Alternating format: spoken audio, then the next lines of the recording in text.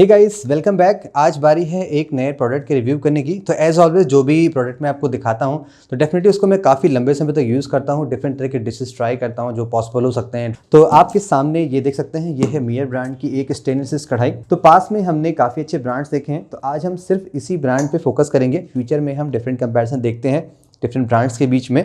तो ये है आपका स्टेनलेस स्टील कढ़ाई और ये 26 इंच की मैं आपको लिड दिखाऊंगा। तो ये 28, 24, 22 डिफरेंट साइजेस में आती हैं, बट 26 मोस्ट कॉमन होती है क्योंकि ये स्टैंडर्ड साइज है। और बेस्ट थिंग क्या है, इसमें 10 ईयर्स की वारंटी क्लेम करते हैं। ये तो फ्यूचर में देखना पड़ेगा 10 साल बाद क्या हाल है इसका। तो जो भी है इसको हम साइड में करते हैं। तो ये देखिए, ये आपकी कढ़ाई है। तो सबसे पहले बॉटम में देखें तो मैं आपको बता दूं, ये आपकी वैसे तो कुकवेयर डिफरेंट टाइप के आते हैं स्टेनलेस स्टील कढ़ाई के। एक रेगुलर स्टील होता है, एक आपका ट्राईप्लाई होता है जैसे हमने पास में बर्जनर देखा था, और एक आपका विद सैंडविच बेस आता है। तो ये आपका स्टेनलेस स्टील का सिंपल है कढ़ाई, जो आप ये कहते हैं निप्पॉन जापानीज़ कंपनी है। काफ़ी ज़्यादा क्लेम करते हैं कि काफ़ी ज़्यादा इम्पैक्ट रेजिस्टेंस है। और यहाँ पे ये आप देखेंगे इम्पैक्ट फोर्ज एक स्टेनलेस स्टील लगाया गया है और उसके अंदर पे इन्होंने एक एल्युमिनियम की लेयर सैंडविच की है ताकि वो इवनली हीट डिस्ट्रीब्यूट कर सके। तो ये कुछ आपका कंपनी के कंस्ट्रक्शंस है जो इसमें बताया गया है, और बाकी ब्रांडिंग्स आप देख सकते हैं। तो ये आप जो हैंडल देख सकते हैं, यहाँ पे इन्होंने सिलिकॉन की ग्रिपिंग दी है जो कि आपको इस साइड में मिलती है, यहाँ भी मिलती है। और अंदर आप देख सकते हैं, तो ये आपका कंप्लीटली ओवल शेप में नहीं है क्योंकि ये आपको डिफरेंट तरह के कुकटॉप्स के हिसाब से बनाया गया है। तो इन्होंने फ्लैट बॉटम दिया है, इसी वजह से यहाँ पे ये हल्का सा स्लाइटली ये आपका एंगल चेंज हो रहा है। तो मैं बताऊँगा इसका प्रोज एंड कॉन्स क्या होता है। बाकी आप हैंडल दे सकते हैं, ये राउंडेड है इंस्टेड ऑफ स्क्वायर जो कि मोस्टली कॉमन होती है। ये आपकी सिलिकॉन ग्रिप है जिसकी भी ये काफ़ी वारंटी क्लेम करते हैं। और आपको साथ में एक लिड मिलती है। ये कोई मेंशन नहीं किया गया है, उन्होंने कहा है काफ़ी स्क्रैच रेजिस्टेंस है, लेकिन मैं फिर भी काफ़ी स्क्रैचेस यहाँ पे देख रहा हूँ। और टॉप देख सकते हैं, यहाँ पे भी आपको एक सिलिकॉन की ग्रिप दी जा रही है। तो मैं आपको एक चीज़ बता दूं आपको, ये फर्स्ट टाइम मैं ऐसा देख रहा हूँ कि जो लिड है वो ज़्यादा हैवी है कंपेयर टू आपकी जो स्टेनलेस स्टील की जो कढ़ाई है। तो ये रियली ये ज़्यादा हैवी है। ओके, तो सबसे पहले प्रोस से स्टार्ट करते हैं। तो प्रोस में आप जैसे आप अंदर देख सकते हैं, यहाँ पे जिन्होंने फिनिशिंग दी है एक्चुअली ये ग्लॉसी फिनिश नहीं है। तो बहुत से जो आपके स्टेनलेस स्टील की कढ़ाई आती हैं वो ग्लॉसी फिनिश में देते हैं। तो पहली बार तो देखने में काफ़ी अच्छी लगती है, लेकिन समय के साथ आप एक बार उसको वॉश करेंगे तो आपको डेफिनेटली कुछ दिन में ब्रश जैसी फीलिंग आ जाती है। तो अगर पहले से ही ब्रश्ड है तो आपको ज़्यादा नोटिस नहीं होगा। ये तो एक्चुअली डिज़ाइन प्रॉन्स में बता रहा हूँ। और सेकंड चीज़ मैं बताऊँ, ये आपकी जैसे सिंगल स्टेनलेस स्टील है, मतलब कोई आपकी ट्राईप्लाई फाइव प्लाई नहीं जैसे कि एल्डा या बर्जनर में या आपके स्टाइल ब्रांड में भी होता है।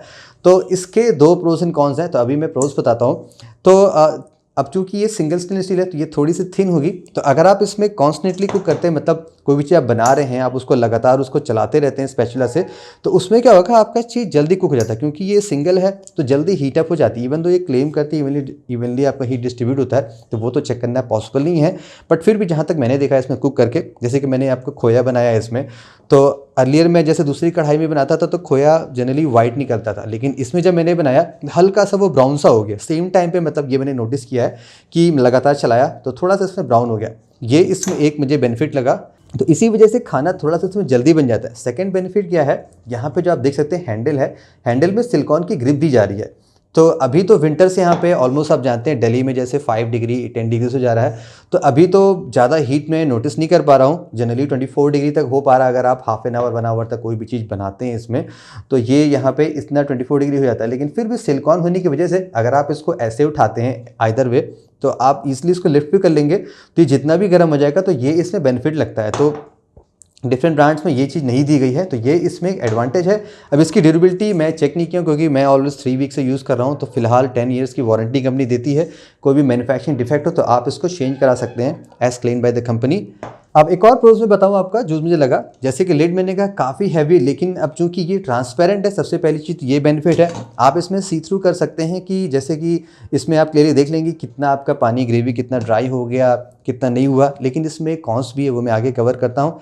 सेकेंड चीज़ क्या है, इसमें लिड में भी आपको ये सिलिकॉन की ग्रिप दी गई है। तो ये अगेन आपका पॉजिटिव, क्योंकि ढक्कन पे सबसे ज़्यादा हीट पड़ती है। अगर आप कोई ऐसी ग्रेवी बना रहे हैं, कोई सब्जी जो काफ़ी लंबे समय तक आपको 10 मिनट तक छोड़ना पड़ता है, तो वो आपको यहाँ पे डेफिनेटली ये चीज़ हेल्पफुल होती है। तो ये चीज़ आप देख लीजिएगा।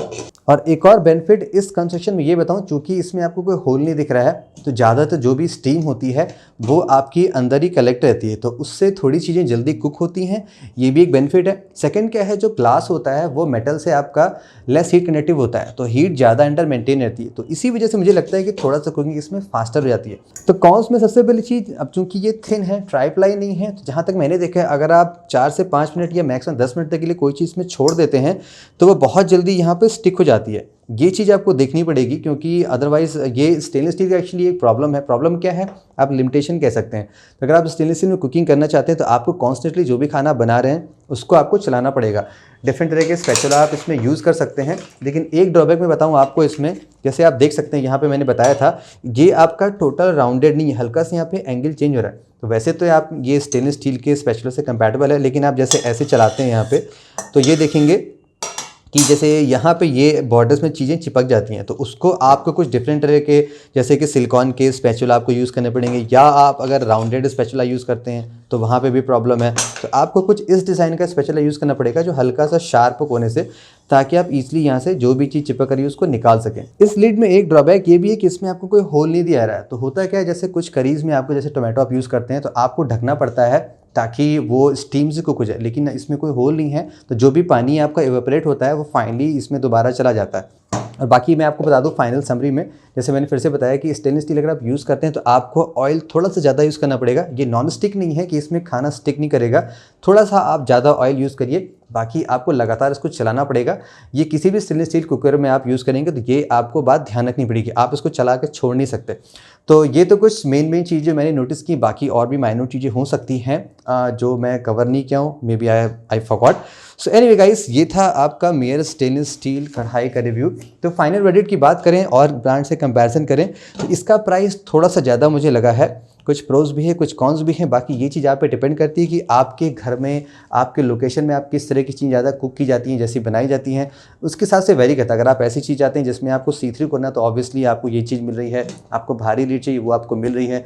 स्टेनलेस स्टील मोर और लेस किसी भी ब्रांड का आप ट्राई करें, चाहे वो ट्राईप्लाई हो चाहे सिंगल स्टील हो, थोड़ा सा प्रोज एंड कॉन्स तो मैंने बताया आपको है। तो कॉन्स्टेंटली आपको ये चीज़ ध्यान में रखनी पड़ेगी। बाकी एक और ड्रॉबैक बताना आपको भूल गया, जैसे इसमें ये आपको जो हैंडल है ये थोड़ा सा राउंडेड है, तो जनरली अगर जो स्क्वायर हैंडल होते हैं वो ग्रिप करना इजी होते हैं। अगर मैं ऐसे ग्रिप कर रहा हूँ तो यहाँ पे टेम्परेचर क्या है, कभी कभी आप काफ़ी देर से बना रहे हैं तो ये आपकी उंगली अगर टच कर जाएंगी तो आपको थोड़ा सा यहाँ पे जल सकता है। अगर ये स्क्वायर होगा तो ऐसा कुछ नहीं होगा, तो या तो आप 2 या 3 उंगलियों से ऐसे पकड़ेंगे इसको, या पूरा डालेंगे तो हो सकता है आपको ऐसे टच कर जाए उठाते वक्त। तो ये मुझे 1-2 बार ऐसा फील हुआ है कि मेरे हाथ में ये टच कर गया है। तो अगर ये स्क्वायर होती तो मैं ज़्यादा कंफर्टेबल फील करता, तो मुझे थोड़ा ऐसे लिफ्ट करना पड़ता है 2 फिंगर से या 3 फिंगर से मोस्टली।